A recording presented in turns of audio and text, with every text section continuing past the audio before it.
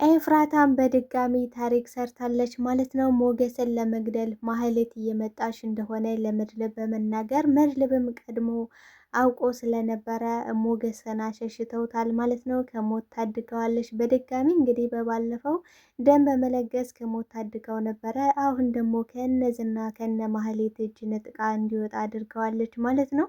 ሉላም ከባድ ችግር ውስጥ ገብታለች። ጠበቃው እንግዲህ ባልሽ ታሟል፣ ከታመመበት ደግሞ እስር ቤት እንዲገባ ካልፈለሽ፣ ገንዘባችሁን ማጣት ካልፈለግሽ አሁን እምልሽን እድል መጠቀም አለብሽ በማለት እንግዲህ አስፈራርቷት ነበረ። የእውነት ገንዘቡን የምትፈልጊው ባልሽንም የምትፈልጊው ከሆነ አብረን እንድናደር እፈልጋለሁ፣ እኔ ደግሞ በጣም ሴት ወዳለሁ በማለት ሲነግራት እሷም እውነት መስሏት እሺ ብላ አብራው ካደረሽ በኋላ በከባድ ነገሮች እያስፈራራት ይገኛል። ፎቶ እንዲሁም ቪዲዮ በመያዝ የኔ የማትወኝ ከሆነ ባልሽንም ወደ እስር ቤት አንቺንም ደግሞ ቪዲዮሽን አደባባይ ላይ በማውጣት አሰራጫለሁ በማለት በጭንቀት ልትፈነዳ ቀርባለች።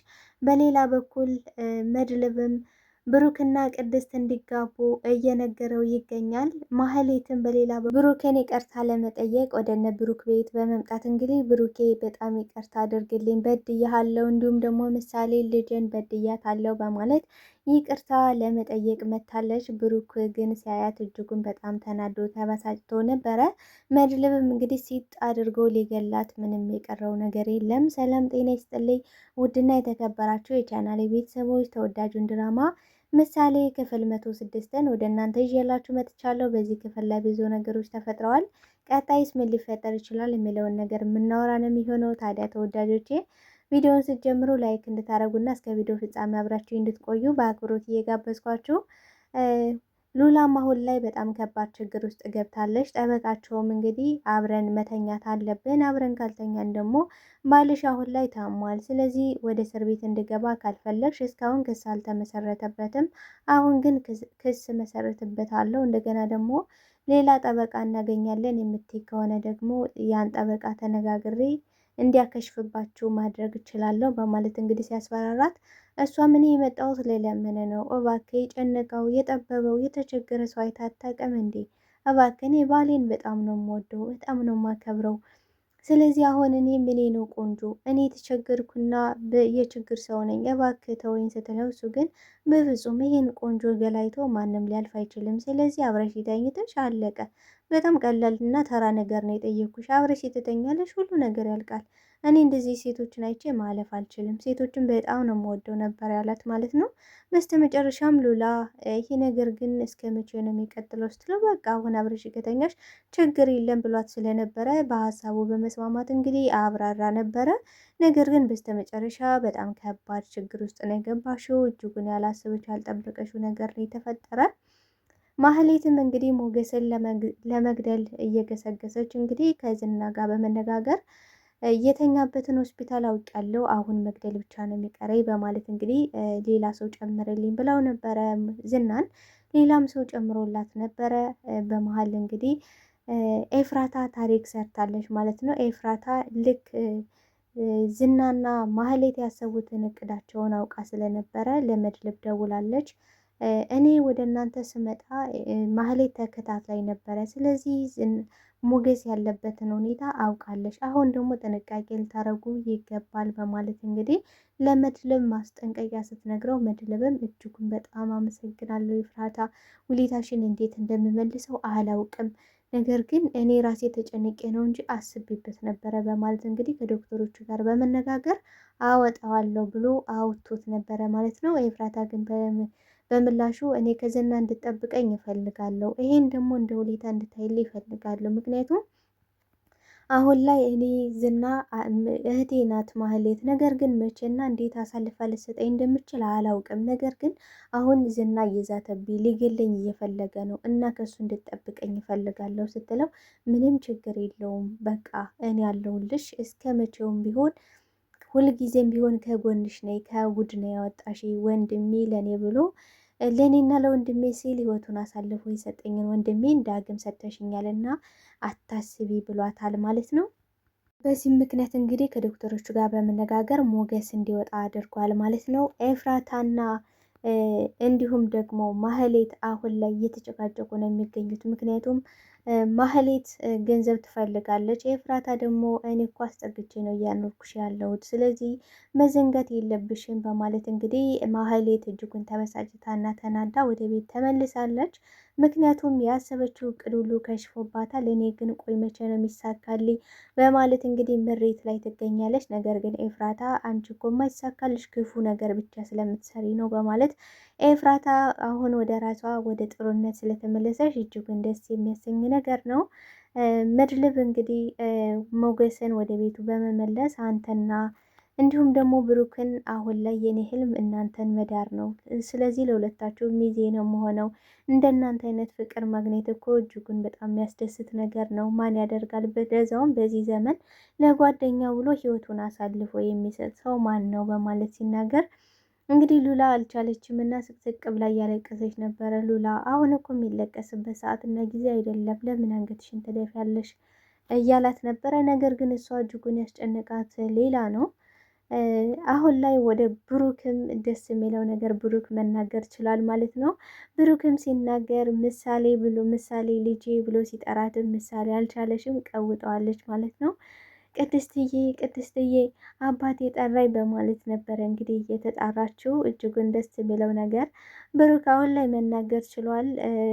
መድልብም እንግዲህ ወንድሜን ያደረጉትን እያንዳንዱን ነገር ዋጋ አስከፍሏቸዋለሁ፣ ወንድሜን እንደዚህ አድርገውት በፍጹም አልተዋቸውም ሲልም ነገር ግን ብሩክ ተዋቸው፣ እኔም እኮ አክስሬያቸዋለሁ፣ ያሰቡትን ያቀዱትን ነገር አላደረግኩላቸውም። ስለዚህ ወንድሜ ሁሉንም ነገር እርሳው፣ ሁሉንም ነገር እንተው። እንዲሁም ደግሞ በጣም እጅግ አድርጌ ነው ማመሰግነው፣ ልጄን ጠብቀህልኝ ከነዛ አውሬዎች አውጥተኸኛል እና አመሰግናለሁ ሲለው ያንተን ህልምም ከዚህ በኋላ እናሳካዋለን ሲል እንግዲህ መድልብም እኔ እስካሁን ህልሜ እውን የሌለው በቃ ህይወት አይባልም ዝም ብሎ ነበረ የኖርኩት፣ ህይወት የባልሆነ ነገር ጨልሞ ነበረ። አሁን ግን ህልሜ ላሳካ ይገባል። እሱም ደግሞ ህልሜ በጣም ይሄ የሙዚቃ ተሰጥኦ አለኝ። ስለዚህ ይህን ደግሞ ተሰጥኦዬን ለሀገር ማበርከት ይኖርብኛል። ጨካኞችና አውሬዎች ወደ መሬት ወድቀው ፍትህ ስትሰፍን ማየት ፈልጋለሁ በማለት እንግዲህ ህልምህን እናሳካዋለን ብሏል። ብሩክም እጅግ ደስ የሚለው ነገር ደግሞ ብሩክንም አንተና ቅድስት እንድትጋቡ ፈልጋለሁ፣ እንድታገባ ፈልጋለሁ ሲል ቆይ ማንን ነው ማገባው ብሏል ማለት ነው ብሩክ። ምክንያቱም ስለ ቅድስት ያውቃል ብሎ አላሰበም። ያው ትልቅ ወንድምም ከመሆኑ አንጻር እኔ እኮ ትልቅ ወንድም ነኝ፣ እሷ ይህን ሁሉ ዋጋ የከፈለችልህ ዝም ብላ አይደለም፣ አንተ በሌለበት ስታነባና ስታለቅስ የነበረችው አንተን ሳታፈቅር ቀርታ አይደለም። ስለዚህ እኔ ደግሞ ትልቅ ወንድም ነኝ፣ ሁሉን ነገር አውቃለሁ፣ እንደማያውቅ ሰው አታሾፍብኝ በማለት እንግዲህ ትጋባላችሁ ብሏል። ቅድስትና ብሩክ እንግዲህ በቅርብ እንደሚሞሸሩ ተስፋ እናደርጋለን። እንግዲህ በቅርብ ይሞሸራሉ። የሉላና የሞገስ ነገር ግን እጅጉን አስጊና ከባድ ነገር ነው። አሁን ላይ እንግዲህ ጠበቃው ስለያዘው ቪዲዮ እና እንዲሁም ፎቶ አሁን ላይ በጣም አስቸጋሪ ውስብስብ ቢሆን ውስጥ ነው የገባችው።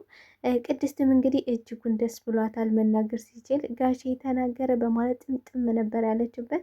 አዎ አዎ ቅድስት ነበር ያላት። እጅጉን ደስ የሚያሰኝ ነገር ነው የተፈጠረው።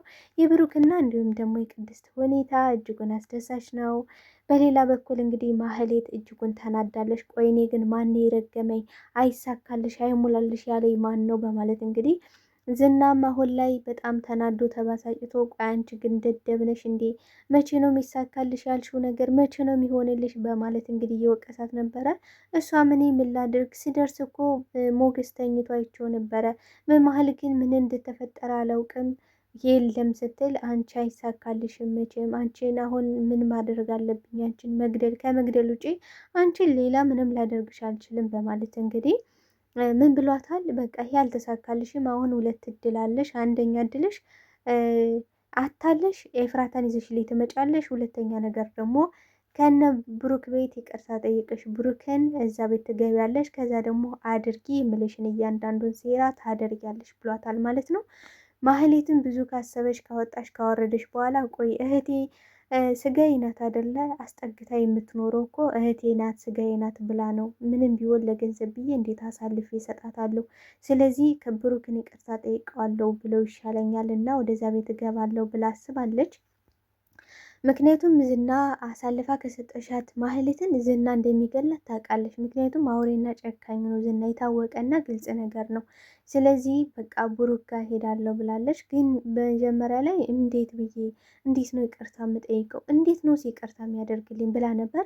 ግን በስተመጨረሻ ሌላ አማራጭ ስለሌላት እህቴን ከምጎዳ እህቴን ከምገድል እዛ ብሄድ ይሻለኛል ብላለች ማለት ነው። ስትመለስም እንግዲህ ሰዓት ለብሳ ሰዓት ጎርሳ ነበር የተመለሰች። ኤፍራታን በበኩላ ምን ሆነሻል? የተናደድሽው ምን ሆነሽ ነው ስትላት፣ በቃ እኔ አይሳካልኝም፣ ምንም ነገር ተሳክቶልኝ አያውቅም፣ ማን የረገመኝ ስትለም፣ ተንኮለና ሴራ እኮ መቼም አይሳካም። ስለዚህ እንዲሳካልሽ ከፈለግሽ ደግሞ እነዚህን ነገሮች ተይ። አሁን ደግሞ ብሩክን ሂጂና ይቅርታ ጠይቂው ስትላት፣ አይ ይህን እኮ ዝናን ብሎ የነበረ ስትል፣ ዝናና እኔ የምንልሽ አንድ አይደለም። ምክንያቱም ዝና ለራሱ ሴራ ለራሱ ተንኮል ነው፣ እኔ ግን እንደዛ አይደለም በማለት ነግራት ነበረ። ነገር ግን ማህሌት ስለተጠራጠረች የኤፍራታን ስልክሽን ስጪኝ ብላ እያፋጠጠቻት ነው የምትገኘው። ኤፍራታን በጭራሽ አይሆንም ብላ ነገሩን ለማስቀየስ ሞክራ ነበረ። ነገር ግን አሁን ላይ ከባድ ችግር ውስጥ ያለሽ ይመስላል። ዝናም አሁን ላይ አልቆለታል። ነገር ግን አሁን በማህሌት በኩል የሆነ ጭላንጭል ተስፋ አገኛለሁ ብሎ እየለፈና እየጣረ ነው የሚገኘው። ተወዳጆች ላይ ዛሬ ይዤላችሁ የመጣሁት ይህን ይመስል ነበረ። በቀጣይ ፓርት እስክንገናኝ ቸር ቆዩልኝ እላለሁ። ሀሳብ አስተያየታችሁን በኮሜንት ሴክሽን ላይ አስቀምጡልኝ። አብራችሁኝ ስለነበረን ቆይታ እጅግ አድርጌ አመሰግናለሁ። ቤተሰቦቼ ፕሊዝ ላይክ ሼር እያደረጋችሁ እንድታበረታቱኝ በአክብሮት ጠይቃችኋለሁ። ባይ ባይ ቤተሰቦች።